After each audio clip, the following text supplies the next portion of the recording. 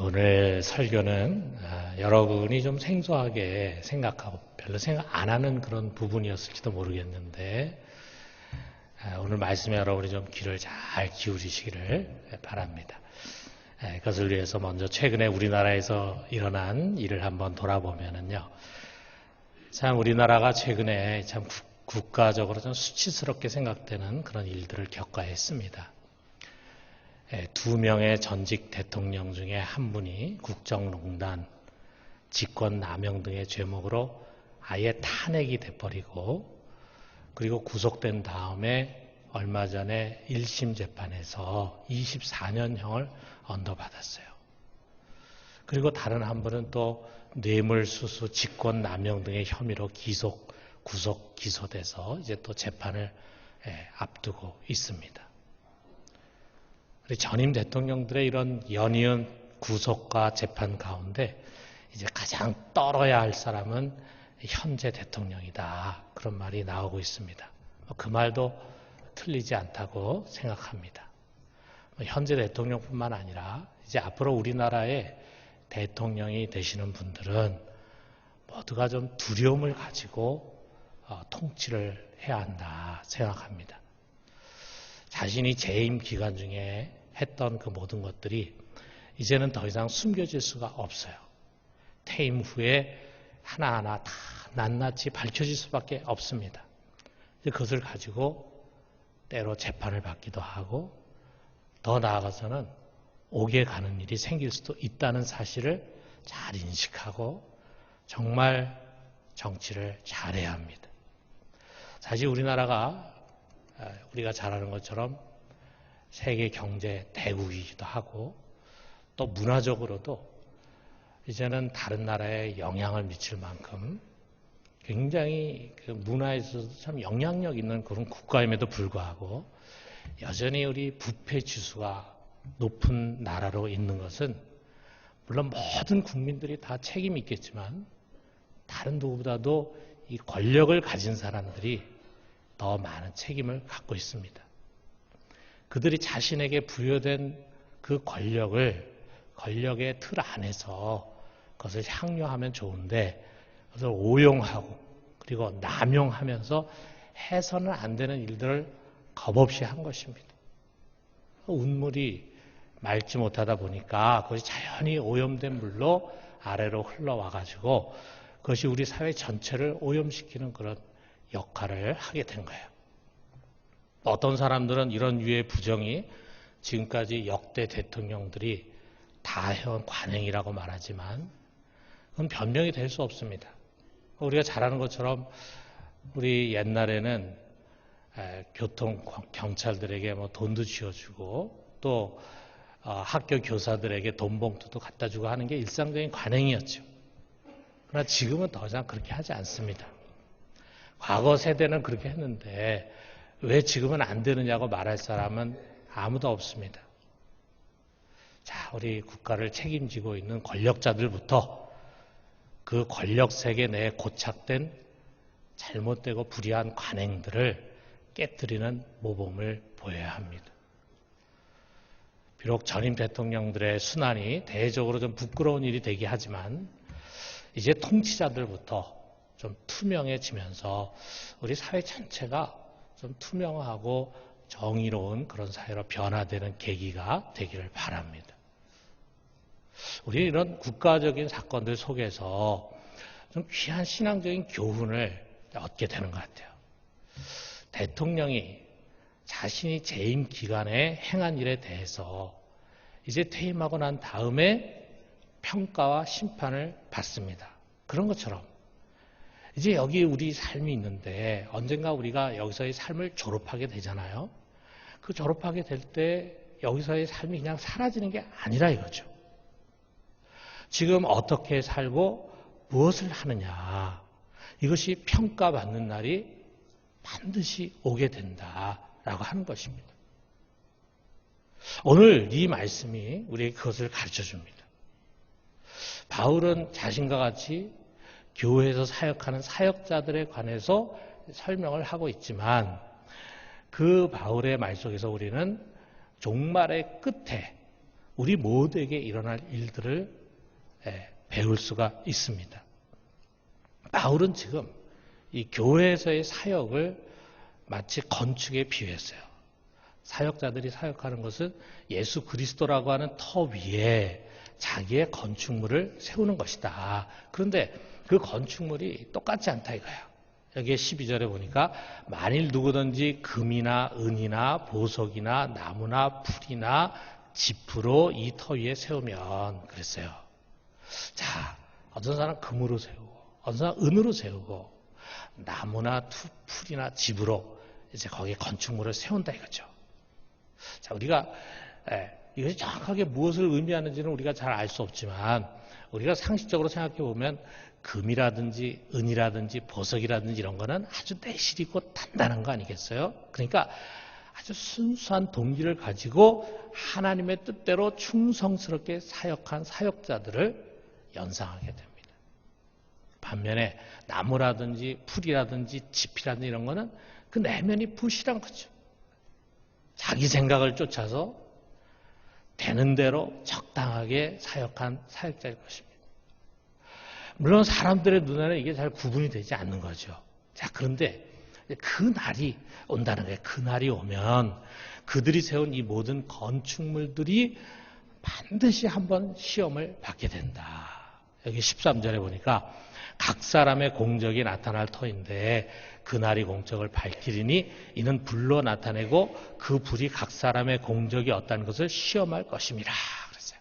자, 그날이 공적을 밝힌다는데 그 날이 언제를 가르칠까?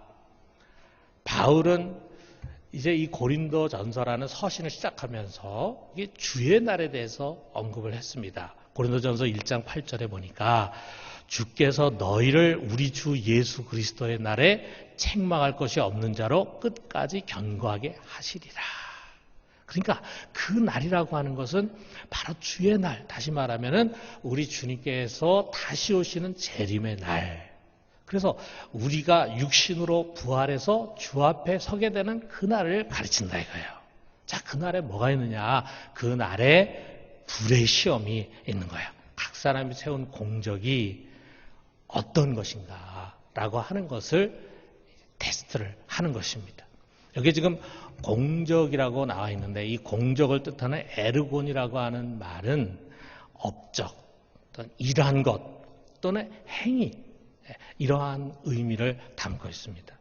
자, 각 사람이 자기 나름대로 공적이 있는데 그것이 불을 통과하게 되는 거예요.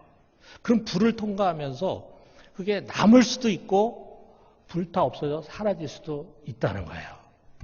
자, 금과 은과 보석으로 된 거, 이거는 끄떡없지만 나무라든지 풀이라든지 짚은 그 불을 견디지 못하고 타서 없어지고 마는 것입니다. 자, 그 결과가 뭐냐? 여기 14절에서 15절에 보니까 만일 누구든지 그 위에 세운 공적이 그대로 있으면 상을 받고 누구든지 그 공적이 불타면 해를 받으리니 그러나 자신은 구원을 받되 불 가운데서 받는 것 같으리라 그랬어요.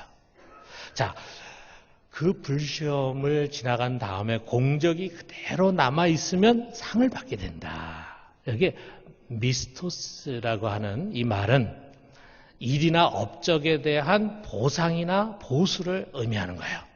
자, 그러니까 공적이 남아있으면 하나님이 그에게 거기에 합당한 상을 주신다. 여러분, 그 상이 어떤 건지 모르지만 하나님부터 상을 받는다는 것은 매우 영광스러운 것이죠. 반면에 그 공적이 만약에 불을 통과하는 가운데 불에 타서 없어지면 어떻게 되느냐? 그 공적이 불타면 해를 받으리니 그랬습니다. 그냥 불타서 없어지는 것이 아니라 해를 받게 된다. 자, 이게 해 받음을 뜻하는 제미오라고 하는 동사 수동태는 어떤 뜻이냐면 손해를 보고 잃어버린다. 또는 형벌을 받는다. be punished. 형벌을 받는다. 이런 뜻이 있어요. 자, 그러니까 여러분, 우리가 전체적으로 한번 생각해 본다면 우리 믿는 사람들이 이 땅에서 행한 일들이 주님이 오시는 날에 테스트를 받게 된다 이거예요. 그래서 그에 상응하는 결과와 대우를 얻게 된다라고 하는 것입니다.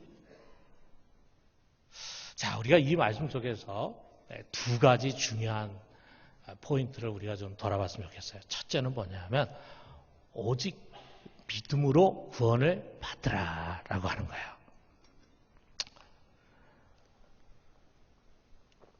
자, 여러분, 오늘 우리가 읽은 이 말씀의 내용을 들여다보면은 사역을 중요하게 여기고 행위와 업적을 중요하게 여기는 내용이에요, 분명히.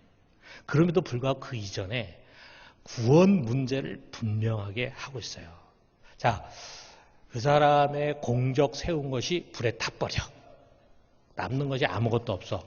그런 사람도 구원과는 상관이 없다라고 하는 것입니다. 여기 15절 하반절에 보니까 그러나 자신은 구원을 받되 불 가운데서 받는 것 같으리라. 자, 공적이 불에 탄 사람 자신은 구원을 받는다라고 분명히 이야기를 하고 있는 거예요. 자, 여러분, 구원이라고 하는 것은 행위와는 상관이 없습니다. 우리가 이걸 좀 분명히 해요. 여러분, 우리가 구원이라고 하는 것은요, 우리가 어떻게 살았는가, 얼마나 착하고 선한 일을 했는가, 얼마나 교회 봉사를 잘했는가, 얼마나 전도를 잘했는가, 이것에 좌우되는 것이 아닙니다. 우리가 쌓은 공적이, 우리가 행한 선행이 구원의 조건이 아니에요.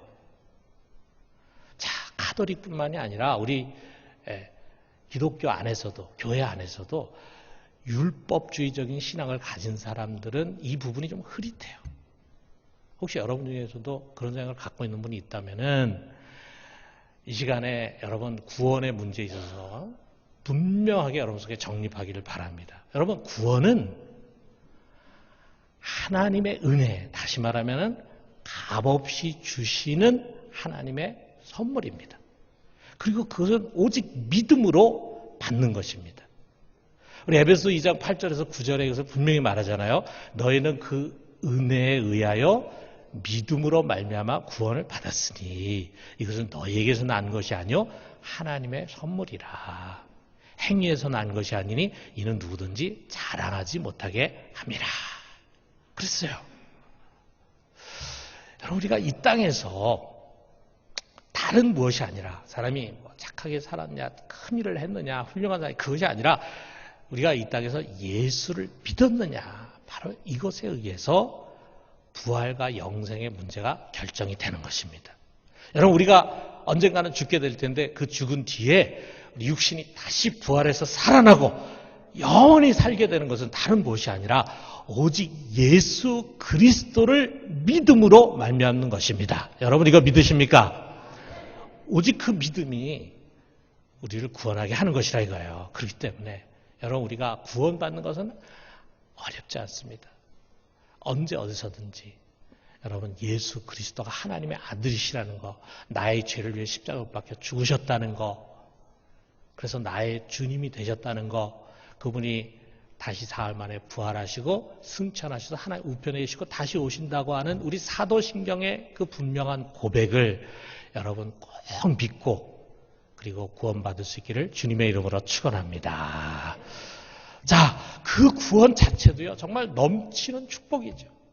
우리 같은 죄인이 용서받아서 천국에 간다는 거 정말 감사한 일이죠. 구원받은 것과 구원받지 못한 것은 하늘과 땅의 차이고 천국과 지옥의 차이입니다. 자, 그런데 오늘 이 성경은요, 그 다음을 이야기하고 있어요. 어떤 구원을 받아야 하는가라고 하는 것을 말하고 있어요. 자, 이 부분이 오늘 여러분에게 좀 새롭게 들릴지 모르겠는데 어떤 구원을 받아야 하는가. 여기 지금 불 가운데서 구원을 받는다라고 하는 말을 한번 생각해 봐요. 무슨 뜻인가. 자, 우리 이것을 좀 더 쉽게 NIV 성경이라든지 또는 현대인의 성경을 보면은 이렇게 번역이 되어 있습니다. 그런 사람은 구원을 얻어도 마치 불 속에서 간신히 헤쳐나온 것 같을 것입니다. 불이 막 타고 있는데 그 불 속에서 그냥 간신히 나왔어요. 그런 사람은 뭐 몸만 나온다 그러잖아요. 몸만 나오잖아요. 여러분, 불이 막 타고 있는데 그 위험한 곳에서 뭐 가재도구 챙겨가지고 그렇게 해서 나오는 사람이 있습니까? 그냥 간신히 몸만 나오는 거죠. 몸만. 그러니까 이건 뭘 의미하냐면 아주 부끄러운 구원이라 이거야. 부끄러운 구원.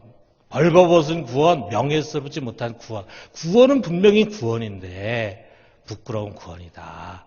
그리고 너희는 그런 식의 구원을 받아서는 안 된다라고 하는 것을 우리에게 가르쳐주는 거죠. 자, 그렇다면 우리가 어떻게 해야 되는가? 구원받은 자로서, 예수를 믿고 이미 구원받은 자로서 우리는 또 다른 중요한 것이 있습니다. 두 번째로 공적을 쌓는 삶을 살아라 라고 하는 거예요.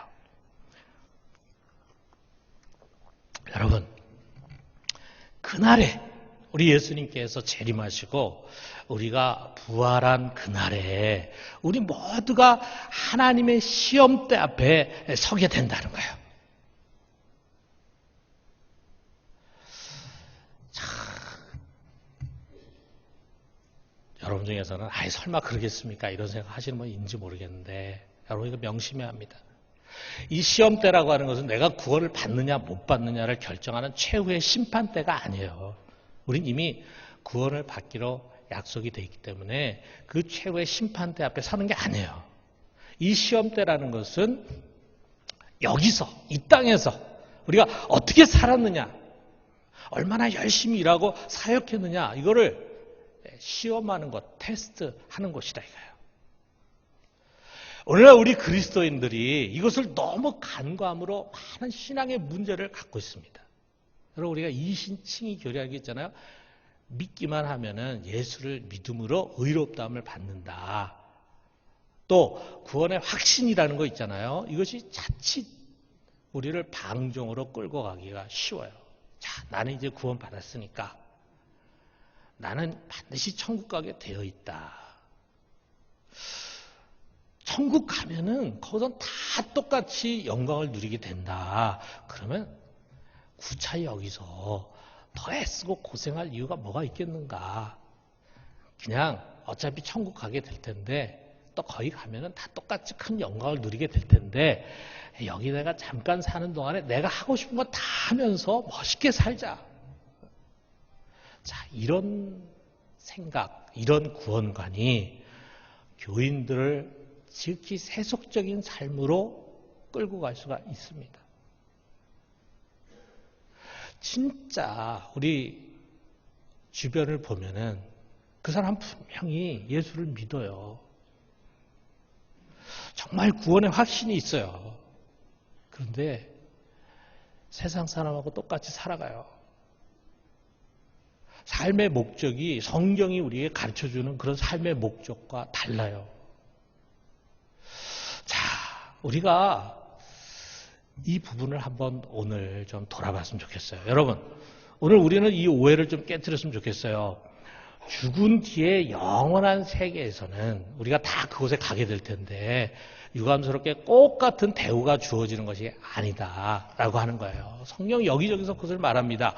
꼭 같을 수가 없잖아요. 여러분 한번 상식적으로 생각해 보세요. 평생 자기 마음대로 살았어요. 겨우 그냥 교회 출석하고 믿음만 붙들고 그렇게 있다가 죽은 사람과 평생 복음을 위해서 정말 헌신했어요. 고난을 당했어요. 믿음을 지키기 위해서 많은 것을 희생했어요.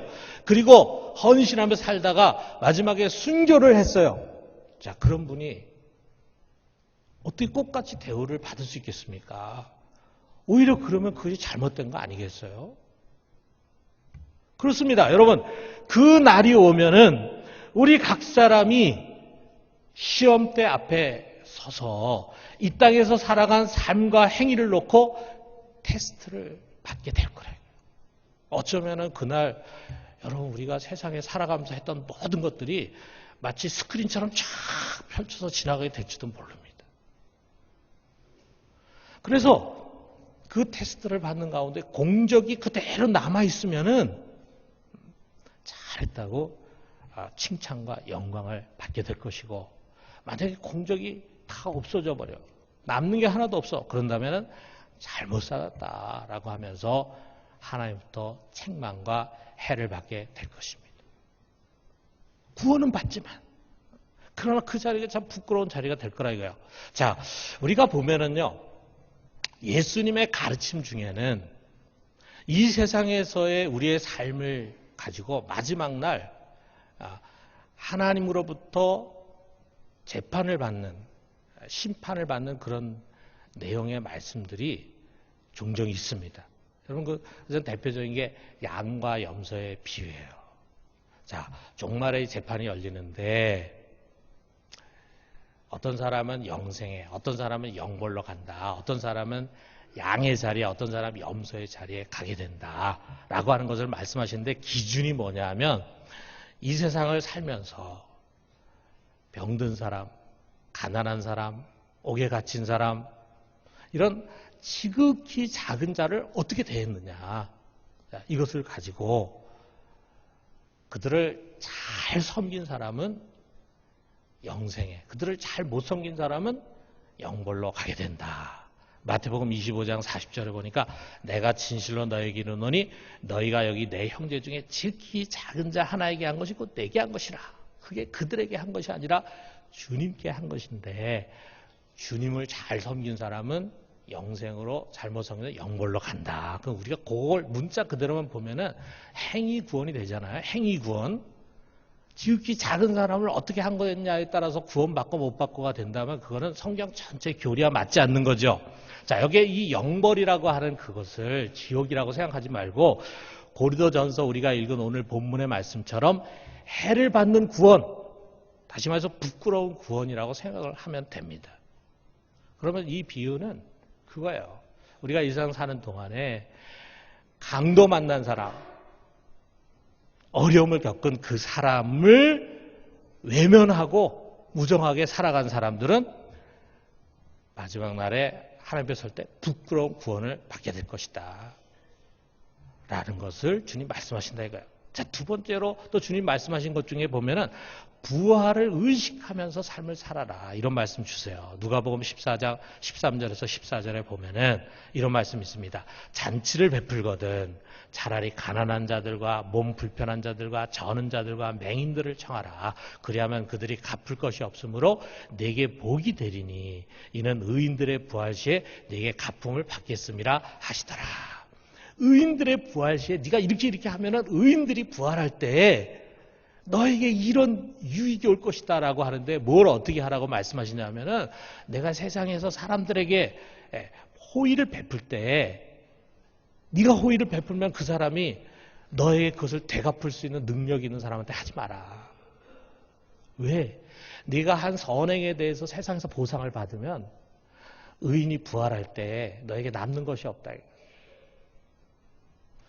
그러니까 너희는 세상에 있을 때 내가 은혜만 베풀지 너에게 그것을 되갚을 만한 능력이 없는 아주 가난한 사람, 힘없는 사람, 그런 사람을 너는 너희 집에 불러다가 밥도 먹이고 또 그들에게 선을 베풀고 물질을 나눠주고 그렇게 해라. 그러면은 세상에서는 내가 보상을 받지 못하니까 어떻게 보면 손해보는 것 같잖아요. 그러면 의인이 부활할 때 그것이 불타지 않는 공적으로 남게 될 것이다. 그러면 그날에 너에게 큰 상이 주어질 것이다 라고 하는 삶의 지혜를 우리에게 가르쳐주는 거예요. 예수님의 이 말씀도 지금 네가 여기서 어떻게 살아가느냐에 따라서 마지막 날 부활했을 때 그것이 너에게 상이 될 수도 있고 전혀 상이 되지 못할 수도 있을 것이라.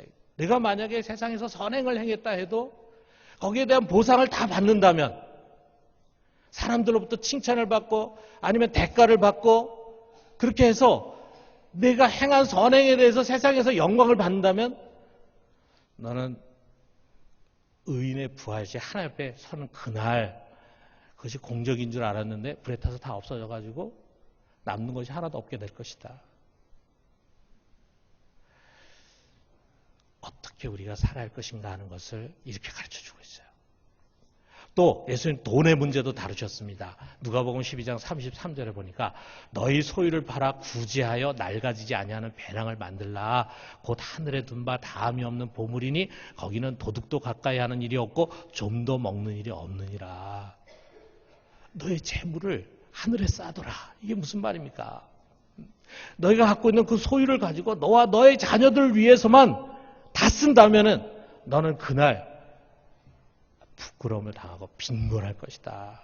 그러나 그 재물을 가지고 가난한 자를 구제한다면 그것은 하늘 창고에 가득히 쌓아두는 것이고, 그것을 언제 찾느냐 하면은 바로 그날 우리가 부활하는 그날 그것이 다 너에게로 돌아올 것이다 라고 하는 것입니다. 어쩌면은 우리 중에는요, 지금 하늘 창고에 많이 쌓아두신 분이 있을 거예요. 그런가 하면 하늘 창고에 텅텅 비어있는 분도 있을 거예요. 왜냐하면 여기서 쓰기 바빠가지고, 여기서 그저 자기가 자기 자녀들만을 위해서 다 씁니다. 그러나 여기서 어려운 이웃을 위해서 구제하고 그 물질을 가지고 정말 가치 있고 귀하게 쓴 사람들은 지금 하늘 창고에 쌓아두고 있어요. 그 하늘 창고에 쌓아둔 것을 언젠가 우리가 가서 쓰게 될 거라 이거죠. 하늘 창고에 가게 되면, 하늘에 가게 되면은, 거기도 약간의 빈부격차가 있을지 모르겠어요. 예수님이 표현에 의하면, 예수님이 하시는 말씀은 너희가 여기서의 삶이 끝이 아니니까 그곳에 가서 더 풍요한 영광을 누리기 위해서는 여기서 지혜롭게 살아야 된다라는 것을 말씀합니다. 자, 여러분, 이 세상에서 우리가 어떻게 사느냐에 따라서 부활 시에 상을 받을 수도 있고 해를 받을 수도 있습니다. 영광스러운 면류관을 받을 수도 있고 불 가운데서 아주 부끄러운 구원을 받을 수도 있습니다. 다시 말하면 여러분, 구원이라고 하는 것은 그냥 값없이 주시는 은혜입니다. 그러나 상급이라는 것이 있어요. 그 상급은 심은 대로 거둔다고 하는 하나님의 원리입니다. 우리 갈라디아서 6장 7절에서 8절의 말씀이 그걸 말하잖아요. 우리 같이 한번 읽어봅시다.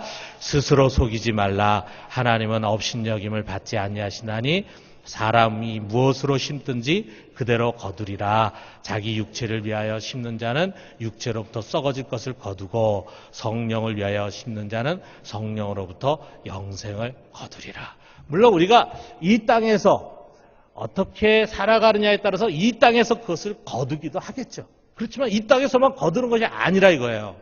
여러분, 예수를 믿는다고 하면서 자기 나름대로 구원의 확신이 있다고 하면서 늘 육체의 욕망에 끌려다니고 세상 염려, 근심, 부귀, 영화에 함몰돼가지고 자신이 한 수고에 대한 대가를 세상에서 어떻게든지 받아내려고 하고 강도 만난 이웃을 외면하면서 인생을 허비한 사람은 반드시 오게 될 그날이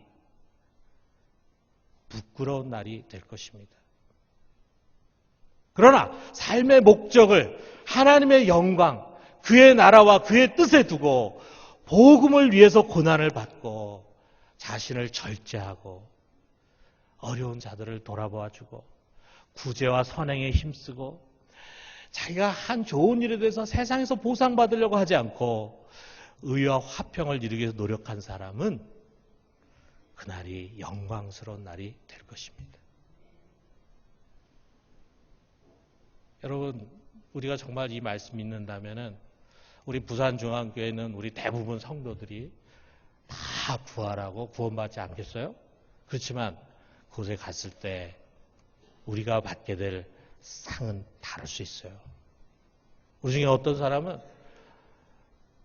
불의 시험을 통과하는데 저분은 뭐 교회에서 일을 많이 하셨으니까 뭐가 많이 남겠지 하는데 겉으로는 뭐가 많았는데 불을 통과하면서 보니까 하나도 남는 게 없어. 부끄럽게 구원을 받는 사람이 있을 수도 있잖아요. 저 사람 뭐 별거 안 한 것 같았는데 그것에 많은 공적이 남아서 우리 하나님께 칭찬받는 사람이 될 수 있잖아요. 어쩌면은 그곳에 여기 서서 설교하는 최 목사는 정말 부끄러운 구원의 모습으로 설지 모릅니다. 이름도 없이 빈도 없이 신앙생활을 열심히 하고 있는 우리 평신도는 그곳에서 정말 영광스러운 구원의 자리에 서게 될지도 모릅니다. 사랑하는 성도 여러분, 우리 모두가 반드시 오게 될 그날, 우리의 모든 행위가 시험을 받게 될 그날을 우리가 의식합시다. 그것을 의식하면서 이 땅에서 우리가 살아갑시다. 그날 부끄러운 구원이 아니라 상으로 가득 찬 구원을 받읍시다. 그러기 위해서 우리가 이 세상 사는 동안에 잠시 내가 어떻게 하면 좀 낙을 누릴까 이런 생각 하지 마요. 잠시 좀 낙을 누릴까 어떻게 하면 좀 나도 편안하게 살고 부경화 누리고 세상 사람 못지않게 세상 사람 부러워하지 않을 정도로 이렇게 살까라고 하는 생각을 가지면 가질수록 우리는 하나부터 멀어집니다. 우리가 어떻게 하면 나에게 주어진 이 짧은 인생을 좀 더 많이 수고하며 살 수 있을까? 좀 더 일하며 살 수 있을까? 좀 더 나의 인생을 선한 것에 투자하며 살 수 있을까? 이것을 가지고 늘 씨름하고 고민하면서 살아간다면 그날은 우리에게 정말 영광스러운 날이 될 것입니다.